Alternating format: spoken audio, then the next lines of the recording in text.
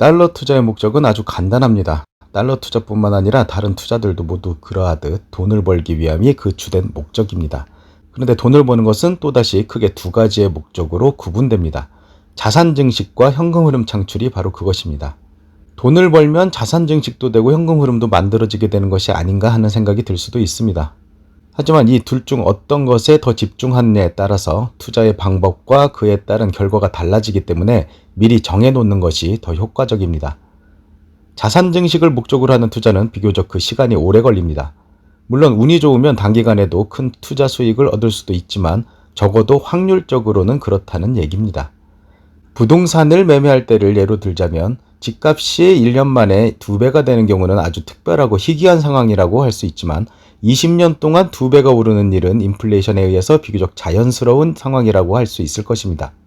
확률적으로 볼 때 높은 수익을 추구하기 위해서는 장기간의 투자가 필요한 것입니다.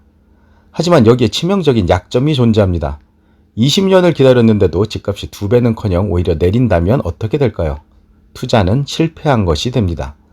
돈을 잃었을 뿐만 아니라 20년이라는 시간도 헛되이 보내게 된 것이라서 기회비용까지 손익계산에 넣어보면 그 실패의 손실은 대단히 클 수밖에 없을 것입니다. 따라서 자산 증식을 목적으로 하는 장기적 관점의 투자를 할 때는 흔히 가치 투자라고 부르는 그 가치가 가격보다 낮았을 때, 그리고 향후 그 가격이 인플레이션에 의해 우상향할 가능성이 높은 투자 대상에 투자를 하는 것이 투자 성공 확률을 높이는 일이라 할 수 있습니다. 예를 들면 그 수요가 쉬이 줄어들 가능성이 적어서 가치는 그대로 보존되면서 인플레이션에 의해 가격이 오를 수밖에 없는 서울 핵심 지역의 아파트, 매출과 영업이익이 꾸준히 늘어날 가능성이 높고 사양산업이 될 가능성도 적은 음식료 관련 배당 우량주 같은 것이 가치 투자, 장기 투자를 통해 자산 증식을 하기에 적합하다고 할 수 있는 것입니다. 하지만 달러의 가격이라 할 수 있는 원달러 환율은 어떤 자산의 가치를 표현한 값이 아니라 원화와 달러의 교환 비율인 까닭에 그 가치와 가격이 투자 시간에 비례해 우상향하지는 않는다는 특성을 지니고 있습니다. 달러의 가치가 아무리 상승한다고 하더라도 원화의 가치도 그만큼 함께 상승한다면 달러의 가격, 그러니까 원달러 환율은 단 1원도 오르지 않을 것입니다. 반대로 달러의 가치가 아무리 하락한다고 하더라도 원화의 가치도 그에 따라 함께 하락하게 되면 원달러 환율은 그대로 유지됩니다. 달러에 투자해놓고 1년을 기다리는 것과 10년을 기다리는 것의 투자 수익률은 크게 다르지 않을 가능성이 매우 높은 것입니다. 그렇다면 이렇듯 가격 변동폭이 작아서 자산 증식용 투자로는 적합하지 않은 달러 투자를 보다 효과적이고 효율적으로 하려면 어떻게 해야 할까요? 앞에서 자산 증식과 함께 투자의 목적 중 하나로 언급했던 현금 흐름 창출을 목적으로 하면 보다 좋은 결과를 기대할 수 있게 됩니다. 현금 흐름 창출을 목적으로 하는 투자는 투자 기간이 비교적 짧기 때문에 자산 증식에 영향을 끼칠 만큼 그 수익률이 크지는 않지만 그 수익금을 바로 현금으로 활용할 수 있다는 장점을 지닙니다. 실거주용 아파트를 사서 가격이 오르면 10년 후에 팔겠다는 계획으로 투자를 했다면 이것은 장기적 관점의 가치 투자를 통해 자산 증식을 목적으로 한 투자라 할 수 있고, 상가 건물을 산 후 점포 임대를 통해 월세 수익을 얻는 것은 현금 흐름 창출에 목적을 둔 투자라고 할 수 있습니다.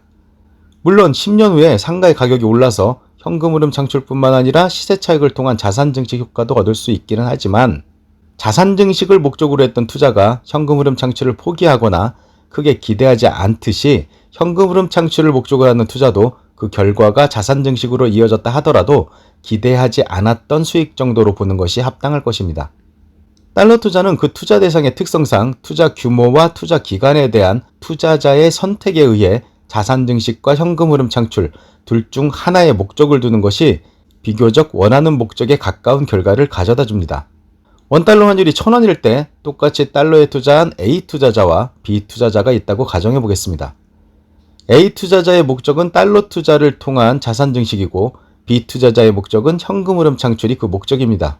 단 하루 만에 원달러 환율이 10원 상승해 1,010원이 되었을 때 A 투자자는 투자의 목적을 달성한 상태라 보기 어려울 것입니다. 그 수익률이 1% 정도로 크지 않기 때문입니다. 하지만 B 투자자는 곧바로 수익 실현을 하더라도 현금 흐름 창출이라는 목적을 달성하게 됩니다. 원달러 환율은 가격 변동성이 크지 않기 때문에 짧은 투자 기간 동안에는 자산 증식이라는 투자 목적을 달성하기가 어려운 것입니다. 또한 자산 증식을 목적으로 하는 투자의 경우에는 투자금의 규모가 커야 자산 증식으로서의 유의미한 수익을 기대할 수 있습니다. 원달러 환율이 1년간 30% 정도 상승해서 그만큼의 수익률을 기대할 수 있는 상황이라 할지라도 투자금이 100만 원이었다면 30만 원 정도의 수익밖에 얻지 못할 것이기 때문에 자산 증식에 큰 도움이 되지는 않을 것입니다. 하지만 투자금이 1억 원이었다면 수익금은 3천만 원 정도가 될 것이고 자산 증식에 유의미한 기여를 할 수 있을 것입니다. 그런데 이렇게 투자의 규모를 키운다는 것은 리스크 역시 함께 상승한다는 것을 의미하기 때문에 그 가치 상승을 예단할 수 없는 달러 투자에 이러한 투자 리스크까지 더해진다면 상당히 불안정하고 불안전한 그런 위험한 투자가 될 수밖에 없습니다.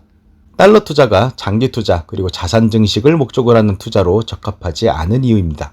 하지만 달러 투자가 단기 투자, 현금 흐름 창출을 목적으로 하는 투자가 된다면 달러 투자의 여러 가지 불안정한 단점들을 해소시킬 수 있고 가치 투자적 분석에 따라 분할 매수, 분할 매도 같은 전략적 투자 방식까지 더해진다면 현금 흐름 창출의 목적 달성은 물론이고 기대하지 않았던 자산 증식의 효과까지도 누릴 수 있게 됩니다. 예를 들어 원달러 환율이 1000원에서 1010원 그리고 다시 1010원에서 1000원 이렇게 매일매일 10원 정도의 변동성을 갖고 한 달 동안 움직였다고 가정해 보겠습니다. 앞에서도 이미 여러 번 언급한 바 있지만 원달러 환율의 변동폭은 작지만 그 변동성은 잦기 때문에 가능한 일입니다. 이러한 상황에서 A 투자자의 월 수익률은 1%가 될 것입니다. 하지만 B 투자자의 월 수익률은 다릅니다. 물론 극단적인 예시를 할 수 있겠지만 원달러 환율이 1000원이 되었을 때는 매수를 하고 1010원이 되었을 때는 매도로 대응하는 방식으로 투자를 했다면 그 수익률은 얼마 정도가 될까요? 매일매일 1% 정도의 수익을 얻었을 것이기 때문에 30일째 되는 날의 누적 수익률은 30%가 되어 있을 것입니다. 물론 이것은 투자 수익을 투자금에 더해 재투자하는 그러니까 더 큰 수익률을 기대할 수 있는 복리 방식의 투자를 하지 않았을 경우의 예입니다. 달러 투자가 현금 흐름 창출을 목적으로 하는 투자가 가능하고 또 더 적합한 이유입니다.